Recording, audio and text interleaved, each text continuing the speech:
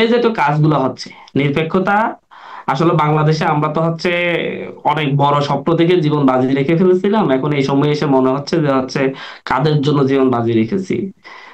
আবারও যদি সেই রিক্সাওয়ালাদের থেকে এখনো যদি চাঁদাটা 10 টাকা করে নিতেই হয়, তাহলে জীবন বাজি রেখে 2,000 মানুষ জীবন দেওয়ার দরকারই কি পড়লো? এখন যদি কারওয়ান বাজারে সবজি দোকান করতে হয়, তাহলে সেই ক্ষেত্রে যদি একটি রাজনৈতিক দলের লোকজনকে চাঁদা দিয়েই করতে হয়, তাহলে আর কেন তারা জীবন বাজি রাখলো, কারওয়ান বাজার প্রতিরোধ করে তুললো? দেখেন, এখানে আমি ইয়ার উত্তরে একটা কথা বলি, যদি সরকার নিরপেক্ষতা হারায়, তাহলে একটি নিরপেক্ষ সরকার অবশ্যই লাগবে। তো আমরা ওই যে যখন কোনো সালিস বিচারে বসে আর কি, যদি রায় ঠিক মতো দেয়া হয় তাহলে আমি মানবো। মানে বিচার মানে তাল গাছ আমার। এখন পর্যন্ত সরকার ওনাদের কথার বাইরে যাচ্ছেন না। ওনারা ন্যায় অন্যায় যা আবদার করতেছেন, প্রত্যেকটা আবদারই সরকার বাধ্য হোক আর বাধ্য না হয়ে হোক রাখতে হচ্ছে। সুতরাং সামনের দিকে যদি সরকার না রাখে, তাহলে তখন সরকারের নিরপেক্ষতার প্রশ্ন উঠবে। তখন আমরা বলবো যে সরকার নিরপেক্ষ না, আমাদের নতুন সরকার লাগবে। বিষয়টা এমনই দাঁড়াচ্ছে। যেমন ধরুন আপনার আপনি মাল্টিপ্ল্যানের সামনে একজনকে প্রকাশ্যে কুপিয়ে তার থেকে টাকা পয়সা ছিনতাই করে নিয়ে যাবেন, কিন্তু সরকারের পুলিশ ধরতে গিয়ে আবার ধরতে গেলে নেতা কর্মী নিয়ে তাকে, পুলিশকে আক্রমণ করবেন, পুলিশকে আহত করে আবার সেই সাদাবাসকে তুলে নিয়ে যাবেন। মুন্সিগঞ্জের একটা থানায় চাঁদাবাজির মামলায় কাউকে অ্যারেস্ট করা হলো, সেই থানার ভিতর থেকে তাকে হামলা করে ছিনিয়ে নিয়ে যাওয়া হলো। তারপর আবার সেখানে বৈষম্য ছাত্র আন্দোলনের শিক্ষার্থীরা প্রতিবাদ করার পর তারপর তাকে আবার ধরে আনতে হলো। এর যে তো অহরহ অহরহ গণনা করছে। দীর্ঘ সময় ধরে ভূমিহীনদের ভূমি আপনি জোর করে দখল করে রাখছেন। এখন এসিলেন্ট উদ্যোগ নিয়ে, কারো সহযোগিতা নিয়ে ভূমি অফিস সেই ভূমিহীনদের ভূমিগুলা যেটা সরকার বন্দোবস্ত দিয়েছে সেটা বুঝিয়ে দিতে চাচ্ছে। তখন আপনি এসিলেন্ট অফিসে গিয়ে হামলা করে যে ভূমি অফিস কেন মানে এই ভূমি বুঝাই দিচ্ছে, এই জন্য আপনারা নিজেরা বুঝাই দিবেন, ভূমি অফিস বুঝাই দিবে না, কারো সহযোগিতা নিবে না, নিলে আমাদের সহযোগিতা নিবে। সুতরাং আমি সেখানে ঢুকে গিয়ে হামলা করে সবকিছু ছিঁড়ে বিড়ে আমি চলে আসবো, কেউ কিছু করতে পারবো না। এটা একটা চাষ, মানে দল ক্ষমতায় আসে নাই তো, না আসতে এই অবস্থা, যখন আসবে তখন কি অবস্থা হবে বাকিটা আল্লাহ ভরসা। ঘাট বলেন, মাঠ বলেন, আর রাস্তা বলেন, প্রত্যেকটাই দখলে থাকবে। এটাই নিরপেক্ষতা। এই এইরকম দখলের কিছু ক্ষেত্রে অভিযোগ, আব্দুল হান্নান মাসুদ, আপনি যে অভিযোগগুলো বিএনপি নেতাকর্মীদের বিরুদ্ধে বলছিলেন, এই অভিযোগগুলো ঠিক আপনাদের বিরুদ্ধে, বৈষম্য বিরোধী ছাত্র আন্দোলনের বিরুদ্ধেও আছে। যে হাসপাতালে গিয়ে আপনারা, মানে সেরকম ভিডিও দেখা যাচ্ছে যে পরিচালককে সেখানে একটা হুমকি ধামকি, একদম পুলিশের কর্মকর্তা, ডিআইজি বা কোনো একটা পদস্থ কর্মকর্তা, দেখছিলাম, ভিডিও দেখছিলাম, বৈষম্য বিরোধী ছাত্র আন্দোলন গিয়ে বেশ উঁচু স্বরে তাকে হুমকি ধামকি দিচ্ছেন। এই ভিডিওগুলো দেখা যাচ্ছে। আপনাদের বিরুদ্ধে নানান জায়গায় চাঁদাবাজির অভিযোগ উঠছে। আপনারাও স্থানীয় সরকারের বিভিন্ন প্রশাসনের বিভিন্ন জায়গায় গিয়ে টেন্ডার বিষয়ে নানান রকম চাপ প্রয়োগ করছেন। সেখানে বিএনপি এবং আপনারা দুজনই চাপ প্রয়োগ করছেন, এমন নানান খবরও কিন্তু আসছে, আব্দুল হান্নান মাসুদ। না, এমন নানান খবর আপনাদের কাছে আছে কিনা আমি জানি না, কিন্তু আমি ডিএজি ময়মনসিংহের ডিএজি সেই খবরটা আমি দেখেছি। তো সেই খবরটা যেটা মিডিয়াতে যেভাবে এসেছে সেটা সেরকম কিছু ঘটেইনি। সেই জায়গায় ওখানে গিয়েছে, যাওয়া হয়েছে কারণ সেখানে আওয়ামী লীগের লোকজনদেরকে বাঁচিয়ে দেওয়া হচ্ছে। শিক্ষার্থীর একটা প্রতিবাদের ভাষাটা ভালো হয় নাই, সেইটা নিয়ে আমরা প্রতিবাদ নিজেরাও জানিয়েছি। বাট আমি যে উদাহরণগুলো বলছি আসলে সারা দেশে ব্যাপক হারে যেটা হচ্ছে সেই দিকের কথাই বলছি। তো এই যে তো কাজগুলো হচ্ছে নিরপেক্ষতা, আসলে বাংলাদেশে আমরা তো অনেক বড় স্বপ্ন থেকে জীবন বাজি রেখে ফেলেছিলাম, এখন এই সময় এসে মনে হচ্ছে যে কাদের জন্য জীবন বাজি রেখেছি।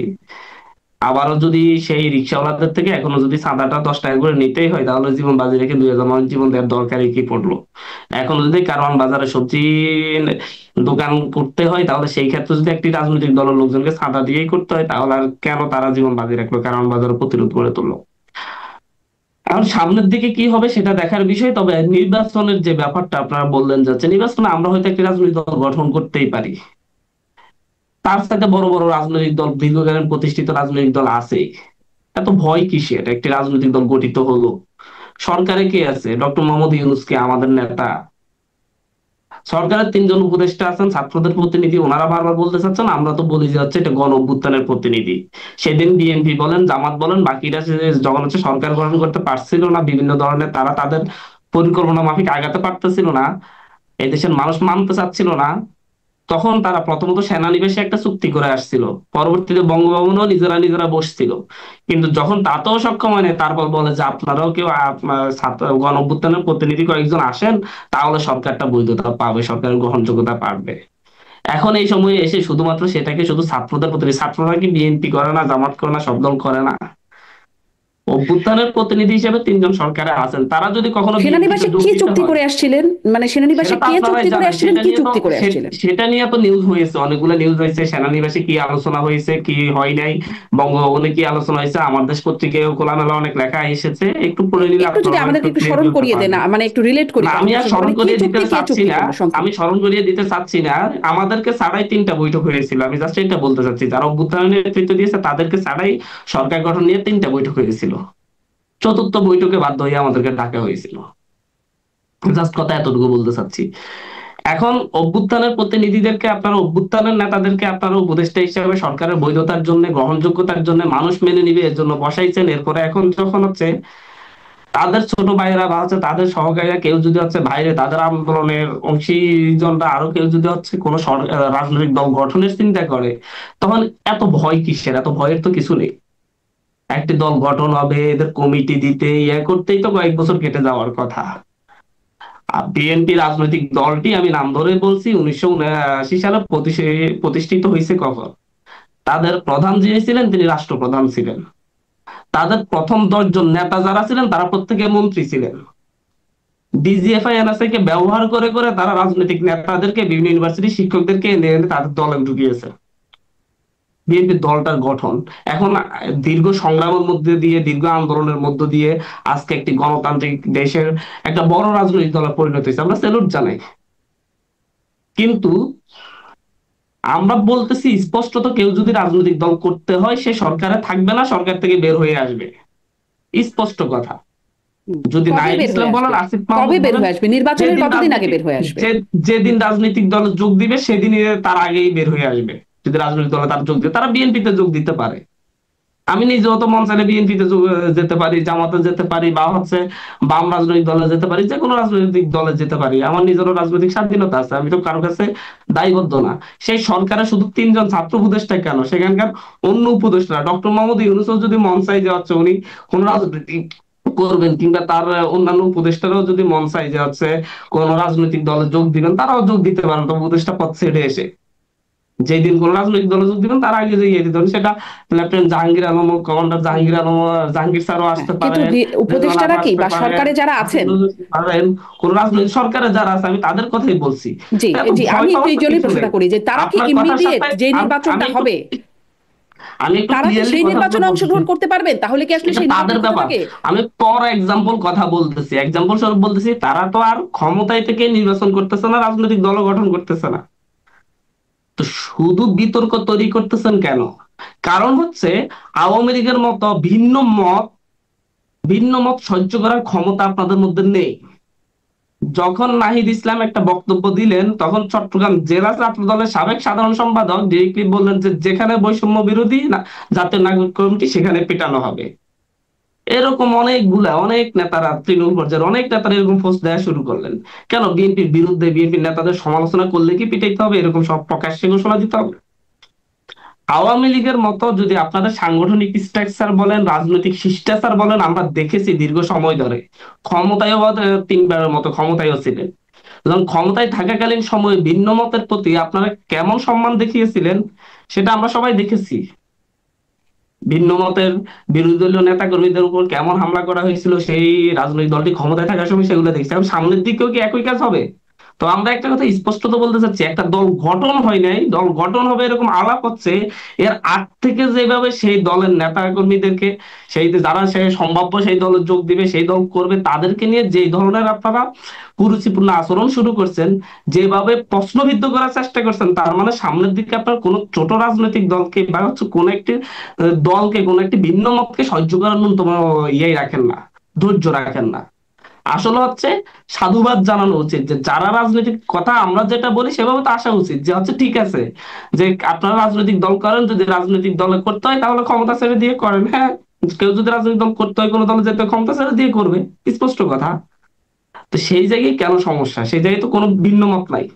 তারপরে এইসব কিন্তু কথা কিন্তু বলতে আমরা বলতে যে হচ্ছে খবরটি জনমনে পাচ্ছি বিভ্রান্তি আব্দুল সৃষ্টি হান্নান করা মাসুদ, হচ্ছে। যে উপদেষ্টা যারা ছাত্রদের প্রতিনিধি বা গণ অভ্যুত্থানের প্রতিনিধি তো করছেন সরকারে, আহ, আসিফ মাহমুদ, নাহিদ ইসলাম, তারা তারা নির্বাচনের প্রস্তুতি নিচ্ছেন তাদের এলাকায়। তো উপদেষ্টা পদে থেকে, সরকারের থেকে এই প্রস্তুতি নেওয়াটাও কি এ- এ- আহ এ- এটা তো আমি জানি না, আপনি কিভাবে জানলেন আমি তো জানি না। তাদের কাছ থেকে তো আমি শুনি নাই যে তারা নির্বাচন করবে, নির্বাচনের প্রস্তুতি নিচ্ছে নিজ এলাকায় নির্বাচনের জন্য কোনো কাজ করতেছে। কই, আমি তো আসিফ মাহমুদকে দেখলাম যে কম্বল বিতরণ করতে গেছে হচ্ছে উত্তরবঙ্গে। উনি উত্তরবঙ্গে কে নির্বাচন করবে?